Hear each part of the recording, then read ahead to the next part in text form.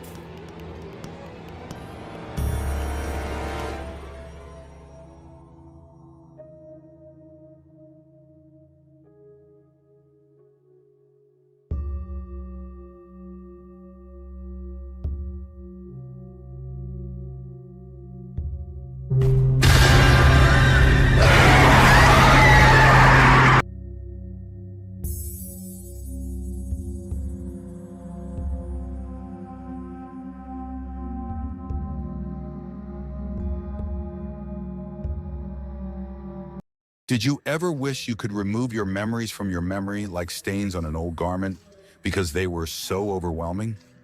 I have, and because of that emotion, I came into a terrifying tale that will make you consider the cost of forgetting and the weight we are prepared to pay for it.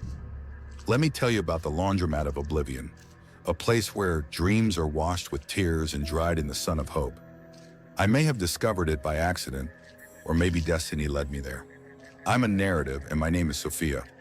My work has led me to strange locations and met incredible people, but nothing compares to what I experienced in the laundry of oblivion. Seeker is a collector of stories that are hidden in the folds of everyday life. I was doing study on immigrant life. On the border, I was staying in a modest area where every face mirrored the fight for a brighter future, and every house exhaled broken aspirations in search of stories worth telling. I first learned about Elena, the laundry's owner there. She was a mystery woman who was the subject of weird rumors. According to certain rumors, Elena had a gift that allowed her to clean not just garments, but also the unpleasant memories that held on to them. She was seen by some as a witch, a sorceress who worked with evil spirits. Elena was actually an undocumented immigrant, just like many of the others in the area who had fled crime and suffering to this nation. I made the decision to go to the laundromat one day. With crumbling walls and ancient washing machines that appeared to moan with every cycle, the facility was small and unassuming. Elena smiled warmly at me, but there was a lot of grief in her eyes. She was a middle-aged woman, her hands toughened from hard work, her gray hair put in a bun. My father had died a few years before, and I gave her an old jacket that had belonged to him. I treasured the outfit, but it also brought up memories of how painful his loss had been. Elena handled the jacket with care, as though it were a holy item. She assured me that the jacket will be ready the following day and asked me to return the following day. I went back to the laundry. The jacket was perfect, as if no time had touched it. But what surprised me the most was the sensation I got when I touched it. It seemed as though the burden of melancholy had diminished, and my father's memories had grown more pleasant and less agonizing. I had no idea what was going on. How could my feelings be so deeply affected by something as simple as a wash?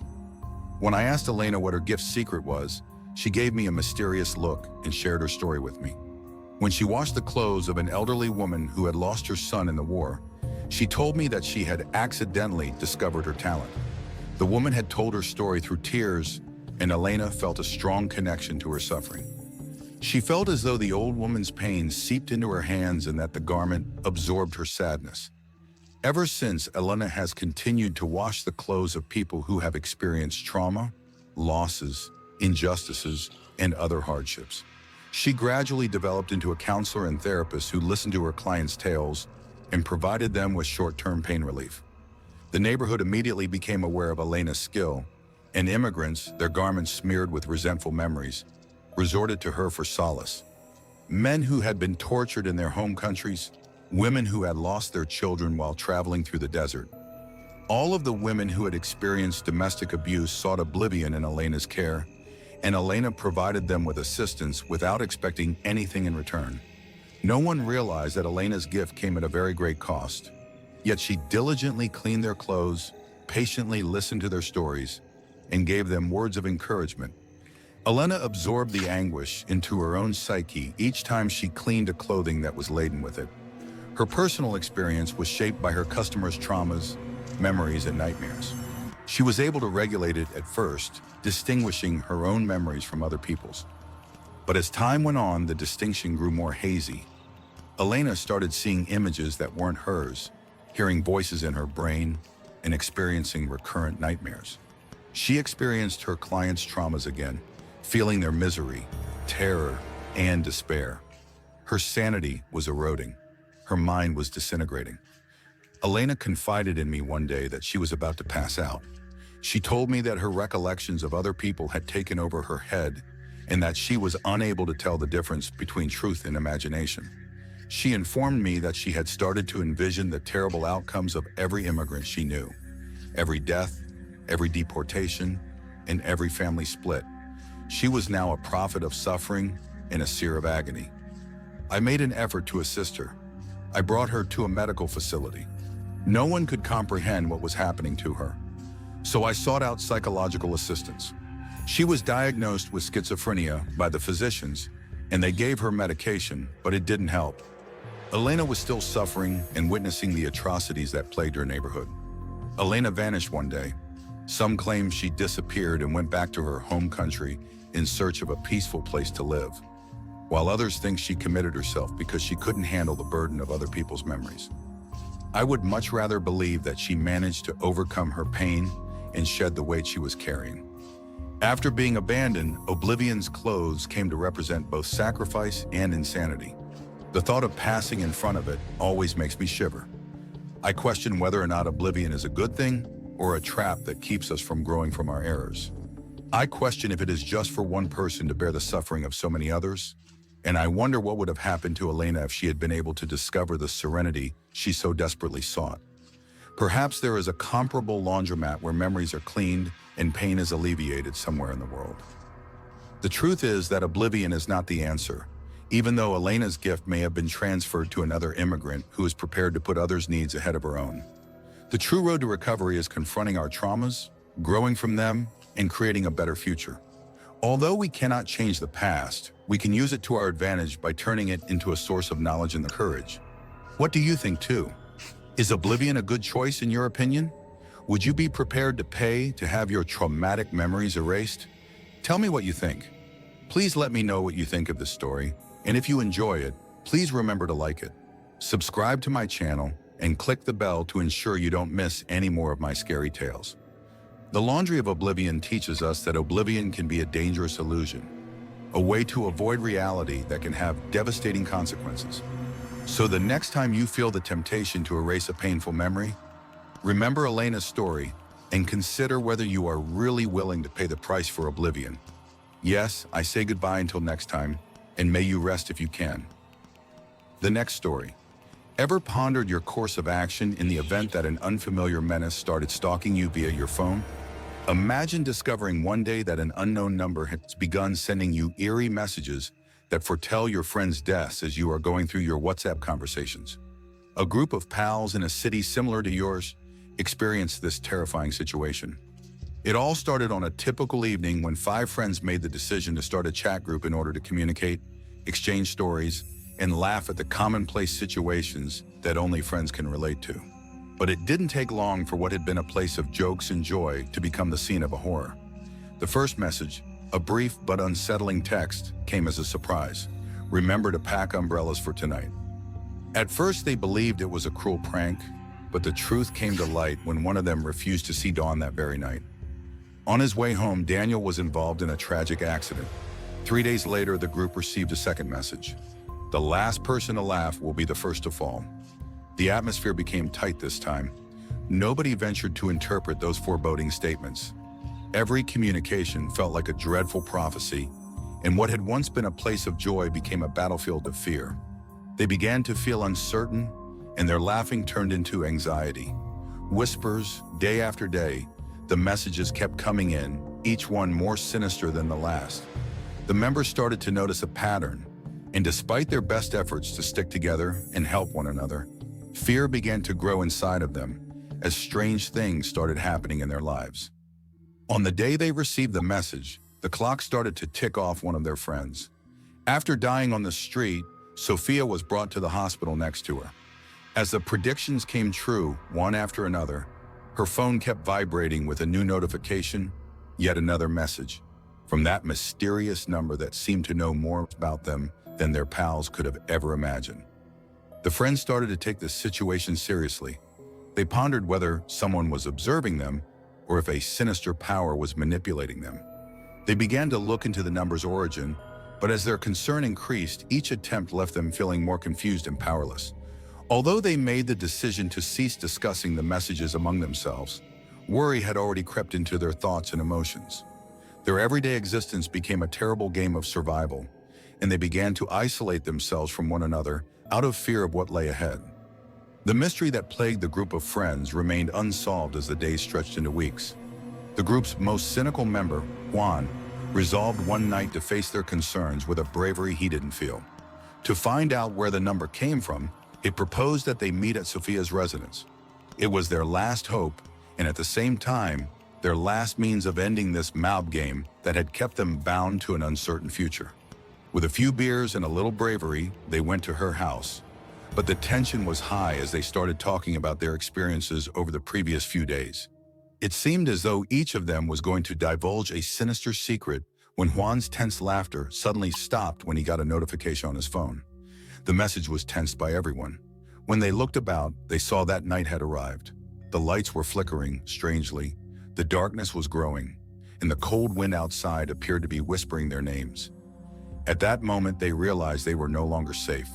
Without thinking, they all locked eyes, wondering if they had the strength to face the truth concealed behind this unnerving phenomenon. They decided to act, and with renewed resolve, they agreed to meet at the one location that could be crucial for their survival, an old library that held documents and records of strange occurrences in the city. They needed answers, and maybe they could find a way to put an end to this nightmare. As they arrived at the building, a somber atmosphere surrounded them, and they were filled with fear upon seeing darkness. When you first entered the area, the air felt dense, as though the room itself were alive and observing. While looking through the books, they came upon an old journal that related stories of a group of friends who had been cursed. According to the tale, a number of them had been cursed by a malevolent ghost that grew stronger with each predicted death. As a wave of terror swept through their bodies, they realized that they too had become ensnared in that cycle, and that, in order to break the curse before it was too late, they had to face the spirit that haunted them and challenge it to reveal who it really was. With their hearts pounding and fear evident in the air, they decided they had to do it together in that dark place and made a pact promising not to let fear separate them. They ended their search with a sense of resolve, sitting in a circle and starting to invoke the spirit, asking it to manifest itself. Just as the search came to a head, a storm broke out outside, the winds howled and the lights started to flicker. They heard a whisper that said, "Friendship is an illusion, a game of shadows that souls play." Although fear tried to take over, they knew they had to remain united and shouted with all their strength that they were not afraid of the spirit, that their friendship was real, and that the curse would not have control over them. Suddenly, a bright light filled the library, and the air became heavy in a different way, as if the spirit was fighting to emerge. But before it could, a chilling laugh echoed, and the wind stopped. That's when they realized they had taken control of their destiny. The group of friends had managed to break free from the fear that had held them captive, and the unknown number stopped sending messages at that very moment. The dawn's warmth permeated. They embraced, laughing through tears of relief, knowing that they had confronted their biggest worries and come out stronger as a new day dawned for them through the windows. Knowing that they had written a chapter in their life together that they would never forget, they now only grin and exchange knowing looks whenever someone questions them about what happened. If you ever find yourself in a similar circumstance, keep in mind that friendship is the actual source of strength and that you can overcome any adversity with one another.